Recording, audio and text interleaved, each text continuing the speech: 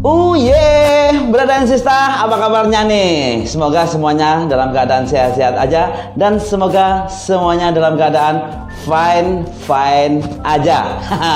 Oke, Brother dan Sista, kita terhubung di channel Ensiklomedi. Nah, di channel Ensiklomedi ini kita bahasin tentang sejarah, budaya, sosial, kesehatan, dan masih banyak lagi ilmu-ilmu yang wow gitu ya. Tapi kalau ngomongin wow-nya ya wow nggak seberapa wow yang kayak apa gitu ya. Apa sih? Kan ilmu itu sebenarnya sudah ada dan ilmu itu semuanya sudah tahu. Apa salahnya sih jika di Ensiklomedi ini kita ingetin lagi? Oke, Brother dan Sista, kali ini aku mau ngobrolin tentang penemuan ikan mujair. Nah, ngomong-ngomongin tentang mujair, mirip banget ya, kayak aku sih. Oke, Brother dan Sista, sebelum aku lanjutin tentang bagaimana atau gimana sih sebenarnya mujair itu terjadinya kayak apa sih, jangan lupa tombol subscribe dan loncengnya.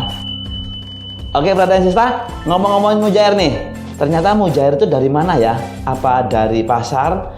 Apa dari sungai? Apa dari tetangga sebelah? Kalau pas nyolong mujair biasanya kucing ya. Kucingnya aku sendiri, kucing garam. Kalau kau kucing garam, oh bukan, itu kayak racun. beda. Oke, ini dari awal ya. Namanya pertama adalah Mbah Mujair, ini penemunya, atau Pak Mujair. Pak Mujair itu penemu ikan mujair. Ini yang bernama asli Iwan Dalau. Iwan Dalau. Lauk mujair mungkin ya. Enggak, ini namanya nama orang. Iwan Dalau adalah seorang warga Blitar yang pertama kali menemukan dan membudidayakan ikan mujair pada zaman Hindia Belanda. Kalau zaman Hindia Belanda berarti tahun 1800-an ya. Ya, sekitar segitu. Jadi ini ada Mbah Mujair itu laur. Apa sih? Itu kan laut, bukan lahir. Mbah Mujair ini lahir tahun 1890. 1890. Berarti belum 1900 ya. Masih 1800. Di Desa Kuningan dekat Kota Blitar, nama ayahnya adalah Bayan Isman. Oh, ini anaknya Bayan nih, Bayan Isman. Dan nama ibunya adalah Rubiah. Nah, bapaknya adalah Bayan Isman, ibunya adalah Rubiah. Dan jangan tanya Pak Liknya siapa, jangan. Apalagi ponakannya siapa, oh tambah nggak tahu lagi. Budenya siapa, nggak tahu lagi. Nah, ini beliau pertama kali menemukan ikan tersebut, merasa tertarik akan kebiasaan induk ikan yang menelan anak-anaknya ketika ada bahaya dan memuntahkan kembali sesudah aman. Sehingga ini Pak Iwan ini berniat untuk memeliharanya. Berniat, hanya niat aja. Niat itu udah bagus loh. Niat memelihara maksudnya. Nah, ngomongin kok bisa sih sampai terjadi kok sampai sekarang ini menjadi kayak gitu, itu kok bisa sih? Kok banyak sekali, bahkan ikan ini kan kalau ngomongin mujair kan sangat sangat populer ya ikan mujair. Ini sekelas pindang matre. ada loh pindang matre, ada loh. Aja pikir pindang biasa. Ini pindang matre itu ada. Nah, usaha budidaya yang dilakukan Mbah Mujair adalah dia berhasil mengubah habitat ikan mujair yang tadinya biasa hidup di air asin menjadi bisa hidup di kolam air tawar. Ini masih air tawar ini, belum air tawar menawar. Tawar menawar itu jual beli, iya kan? Sehingga kalau di air tawar ini mudah dipelihara. Walaupun sebenarnya kalau di air asin pun juga mudah dipelihara, asalkan kita punya air asinnya. Karena kan air laut itu beda dengan air garam, itu beda.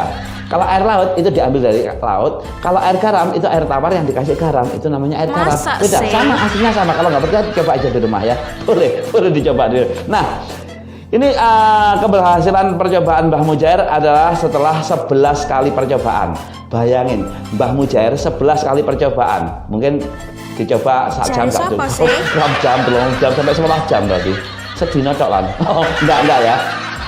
Jadi 11 kali percobaan dengan cara sedikit demi sedikit menurunkan kadar campuran air asin dalam gentong pemeliharanya. Oh, ternyata dipelihara di gentong sama Mbah Mujair.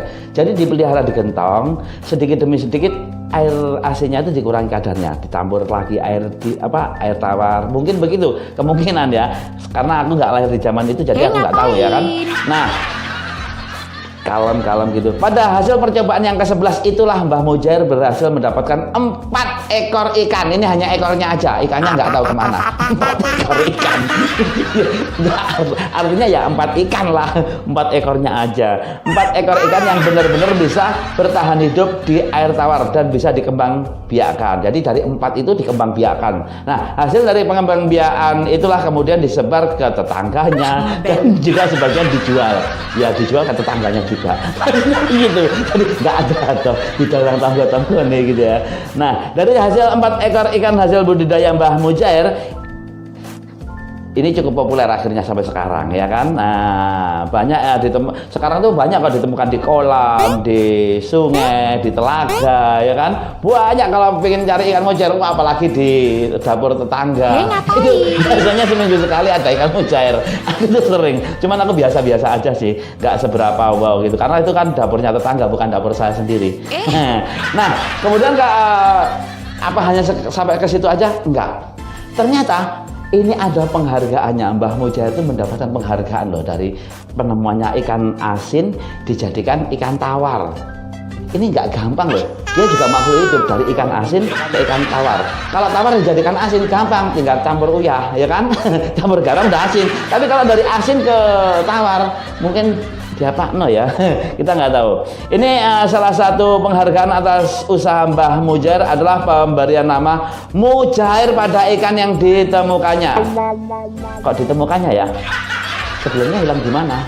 Enggak, mungkin ditemu terus hilang gitu. Enggak. Ini penemuan, bukan ditemukannya. Dan dari penelitian dari pemerintahan Hindia Belanda melalui asisten residen Kediri yang tertarik dengan usaha Mbah Mujair. Ini Mbah Mujair usaha, kalau berhasil nggak tahu kalau berusaha apa. Tapi akhirnya berhasil juga ya menciptakan ikan asin menjadi ikan tawar.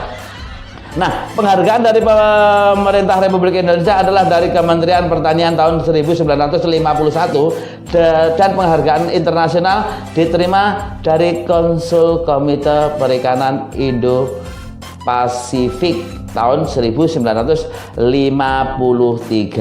Wow. Jadi dari tahun 53. Ini kalau ngomongin Mbah Mujair, coba kita ingat-ingat lagi ya. Ternyata zaman dahulu, atau kita balik ke flashback ke zaman-zaman dulu. Ternyata zaman-zaman Hindia Belanda, orang-orang Indonesia sudah kreatif ya, bisa menciptakan ini bahkan makhluk hidup bisa dijadikan dari habitat A pindah jadi habitat B. Nah, tinggal ini teman-teman yang udah lihat di ensiklopedia ini, gimana nih? Tertarik untuk menciptakan sesuatu? Kalau aku sih tertarik sih. Gak tahu kalau mungkin kalau aku mundur narik, tapi kalau aku maju bisa dorong. Oke, brother and sister, kita udah ngobrol-ngobrolin tentang ikan mujair, dan jangan lupa tetap subscribe dan tombol loncengnya. Oke, brother and sister, thank you banyak, ketemu lagi di bahasan berikutnya. Thank you and see you, bye-bye.